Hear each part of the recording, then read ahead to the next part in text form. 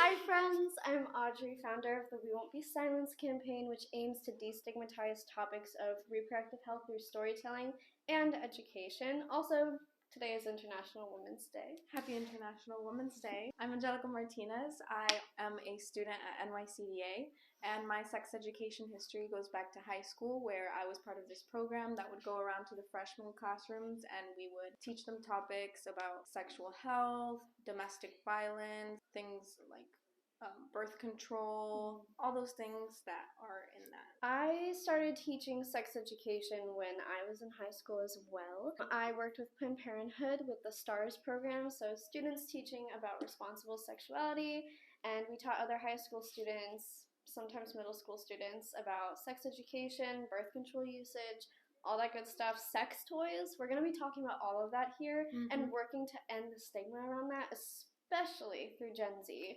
because it's a normal thing. Yes, and our voices have power. Exactly. So. And as women on International Women's Day, it's important that we voice our opinions and how we feel about these things because we are important. Yes, that actually brings us into our next thing. So we're going to be looking at some stories today.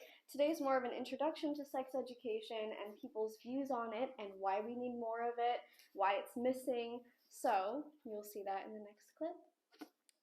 We won't be silenced. We won't be silenced. We won't be silenced. We won't be silenced. We won't be silenced. We won't be silenced. We won't be silenced.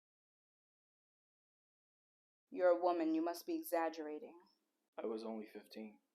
These short shorts could dig my grave. Sexual health education. Menstruation. Pleasure. Birth control. Black maternal health care. Abortion. Reproductive advocacy. LGBTQIA experiences. Domestic violence and sexual assault. Toxic masculinity. HIV and STI. The World Without Stigma Around Sexual Health Education book. Safe. Healthy.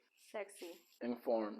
I never had sex education. How are we expected to know how to have safe sex, explore our bodies, know about STDs, if it's stigmatized and we don't talk about it in schools and the information is not accessible? I didn't learn much, which left me with a lot of questions.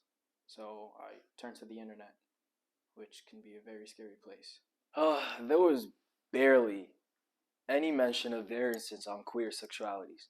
Nothing on relationships or healthy structures, nothing on consent or body image. It was not extensive enough at all to make informed, healthy sexual choices for the right reasons. Usually when a guy loses his virginity, it's celebrated. Yet when a girl does, it's somehow a loss of innocence. A lot of the stigma is what creates my anxiety around sex.